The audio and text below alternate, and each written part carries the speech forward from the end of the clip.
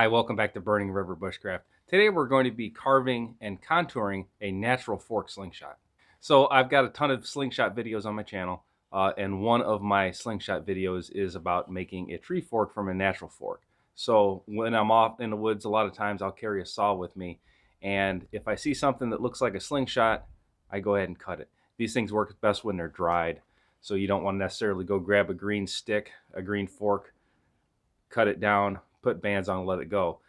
These are probably a season or two old, so I see them, I cut them, I throw them in a bin, and they just kind of chill out here and wait for me to use them. But occasionally, I cut some giant ones. So today I'm going to show you how to take a giant oversized fork and make a nice contoured slingshot with it. So with a normal size natural fork, it's a lot more cut and dry. You're only going to cut it to size on the forks, cut it to size on the handle. I always cut them long in the field in case they crack when they dry.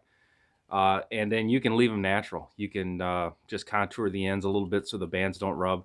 You can get fancy with them, but most of the time I don't. You're just looking for something strong. And a Y branch itself is one of the best things to make a slingshot of because of the grain structure. If you've ever found a limb like this and tried to chop into it with an axe, you know right away that the grain actually splits and will run from straight up each side. So that fact makes a natural Y branch a great platform to make a slingshot. So when I'm cutting branches, I'm not too picky.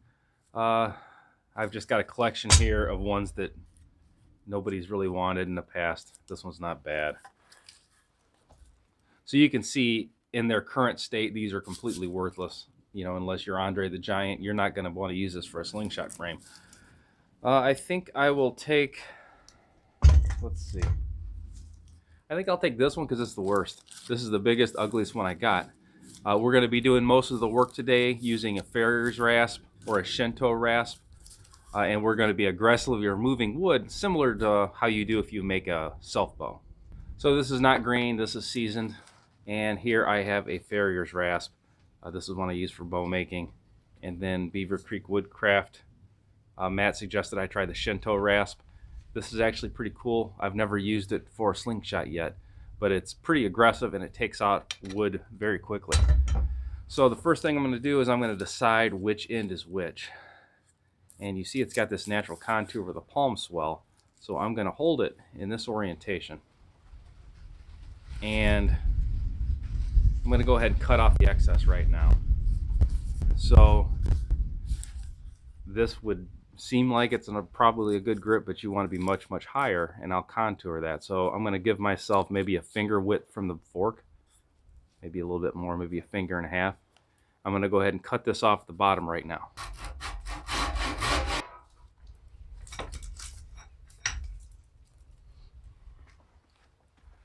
So we got rid of a lot of it real quickly, and then I'm going to go about 4 fingers wide.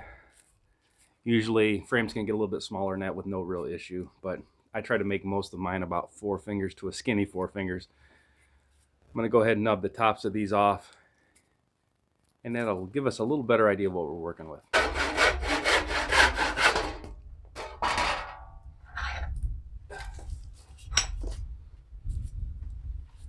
All right, still doesn't look like much of a slingshot, but it's getting there. So I'm using a leg vise or a post vise to hold this. You can use practically anything. I would suggest using a vise of some type for most of this work. So again, we're going to call this the back or the shooter side of the slingshot. This will be the target side. So what I'm going to do right now is take this down and make this one flat level line. So I'm going to try to turn the front of this into dimensional lumber essentially.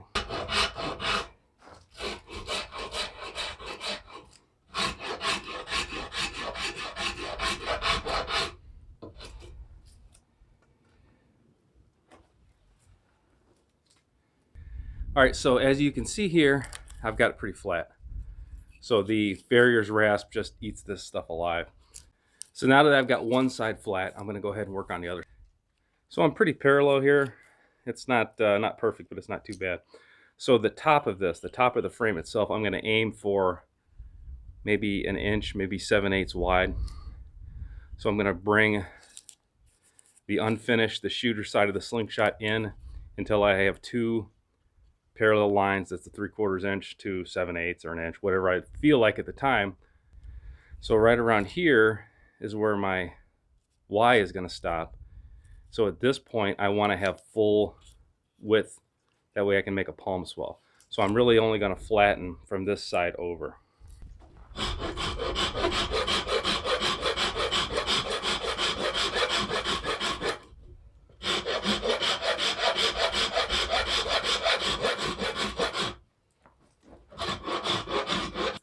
All right, so I took the forks down to about 3/4 inch, just looked too big to me. So right now my next move is going to be to take the sides down. So I'm staying in dimensions with this. So I've got the top frame about like I want it. The front is good. Now I'm just going to pinch the sides down a little bit. I probably want maybe 1.25 inches, maybe 1.5 inches total on this.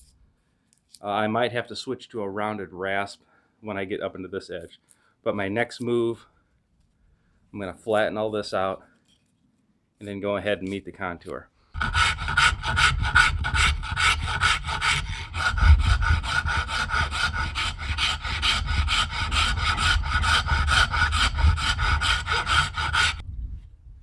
All right, so I went in and took both sides in, and I kind of left like a pinch for an hourglass. That way it's going to get skinny here where my fingers hold it, and I'm going to leave a little bit of palm swell at the bottom. So now I'm going to start pinching my sides in right here.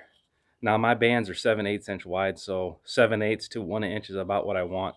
I'm going to go ahead and clean up this area first, give this a little bit of a contour, get the inside established, and then pinch the ends in until I get my approximate 7/8 of an inch.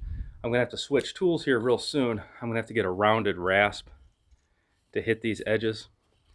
Now there is no, this isn't bushcrafting. We're not out in the woods here. We're making a crafted, contoured slingshot at home. So any tool you've got works. You can use a spindle sander. Whatever you have, go ahead and use it for this.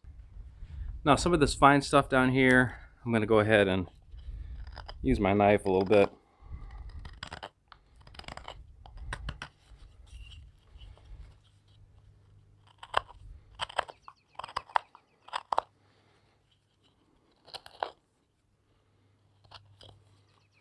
So you can see that once I have the outer bark off, this lighter brown stuff is the inner bark. That's the cambium layer. So just for looks,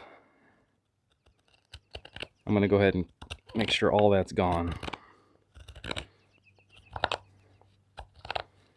Okay, all got but one little area here.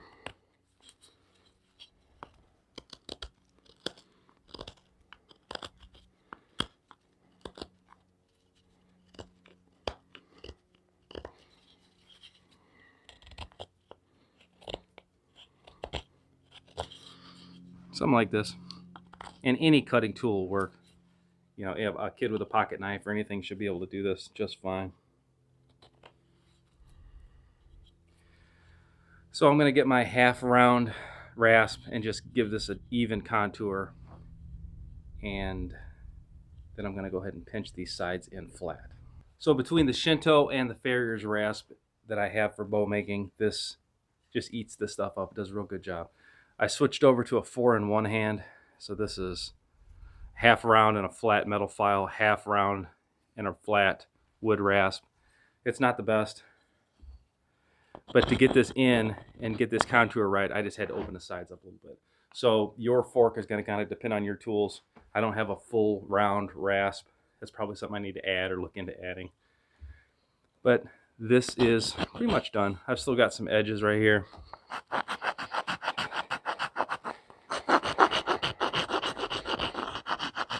That's not too bad.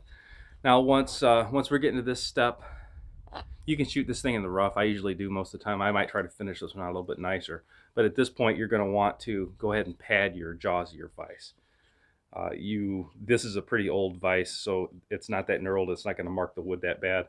If you have a newer vise that you're holding this down with, it's going to leave pretty good marks into this wood. So now is the time to take precautions and pad your vise. So I'm about 1.5 inches wide on this, and I can tell when I try to hold this in a thumb supported grip, I'm just stretched out pretty darn far. So I'm going to go ahead and take this in now. I'm going to take this down approximately like this somewhere, and try to hit that 1-inch mark, and I'll eyeball it and see how I like it. So this thing's starting to take shape now. This is maybe 5/8. I took this down a little bit skinnier. I took the half round, made a little contour here for my thumb, and made just a slight indentation for my finger. Now, that's the advantage of doing these yourself, is you can make it however works for your personal shooting style, your stance. You're just going to pick this frame up and whatever feels right to you. Now I'm going to start to attack this back. Now if you see, I've got all the bark off except back here, so this is going to be my guide. I'm going to use this half round. I'm going to kind of roll the back a little bit, but I do want to swell in the back. So I'm going to attack this area first, take it down kind of flat, and then round it and round the front. I can feel the front's not right either. So we're coming along right now. You can see that palm swell, and that fits my hand pretty darn well. I've got a small paddle right here. I'm going to do a little more indentation here. But I would ban this thing right now, to be honest. I'm going to go ahead and take it down, leave this little nub right here, just for looks, essentially. I might cut this back. So it's all about personal preference. To be honest, I usually, I'm kind of into the primitive thing anyway. So I'd rather have it look a little primitive than a little polished. In this case, since I never did a video on making one with a rasp before, I'll go ahead and sand it out and put a finish on it, make it look nice. But this is a shooter right here. So I've been out here less than an hour, and this is kind of what it's looking like. And remember, this was a monster. This was bigger than this one. So this was something that you would just walk by in the woods and not even think about using. And this is super strong. You can see this big ass knot right here. So this is like the opposite of bow making or anything else. If you see a knot, or you see a branch, or you see a fork, or you see a problem area with the wood, you avoid it with most carving. Making a slingshot like this, I'm going to utilize the fork, utilize this big knot, because that's only going to make this stronger structurally internally. So as far as size goes, I don't really make a slingshot much bigger in my hand anymore. I used to make them a lot bigger.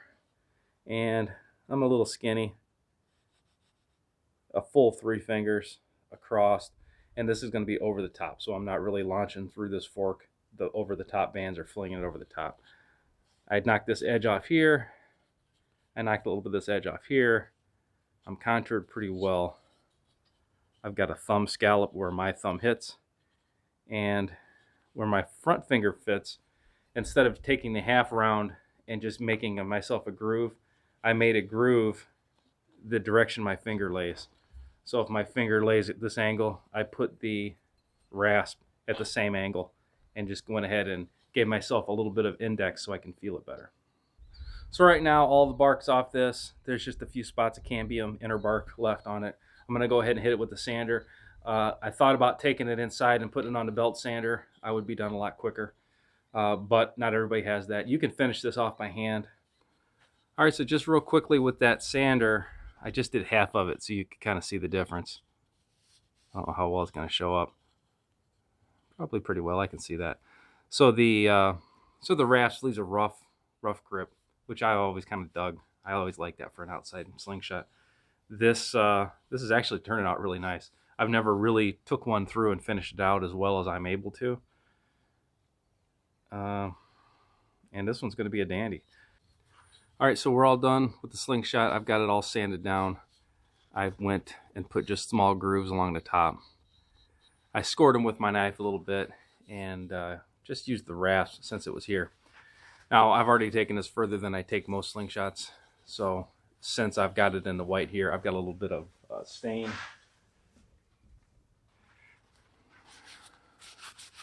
So I just opened a random can of stain that I had laying around. This has been, I think it was opened about 12 years ago last. So we'll see how it looks. And I'll give it a couple coats of this. This is an oil-based stain. And I found some spar varnish too. So that'll give us a nice, durable, waterproof coating. And a little bit of wind outside today, so it should suck into this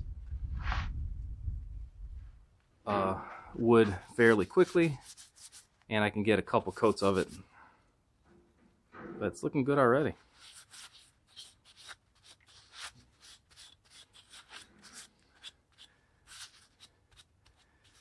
So I guess that's the problem with settling with good enough, because I've always just stopped and said, oh, good enough, let's go shoot it. And this thing looks pretty good. Hope I don't have to do these to all my slingshots from now on.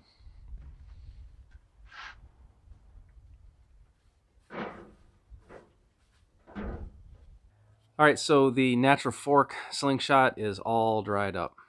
Looks pretty nice. I did not put any varnish on it. The can of spar varnish I found was all dried up. So I don't have any available. We're under quarantine, so we're gonna have to use what we've got available. So I'm just gonna let this go for now. Some of those wraps, I cut little grooves into the top. They're probably a little close to the edge, but this will all work just fine. So I just put a quick band set on. I put that on with a wrap and tuck method. I've got, that's on another video if you want to see how to do that. But here's the first shot. So we'll see if we can sight in on this little target here.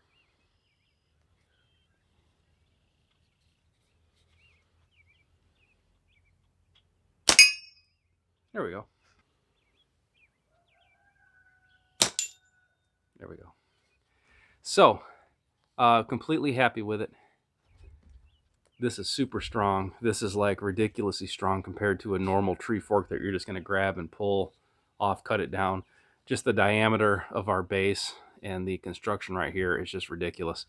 But like any slingshot, you know, your weakness is going to be your bands. So make sure your bands are on tight.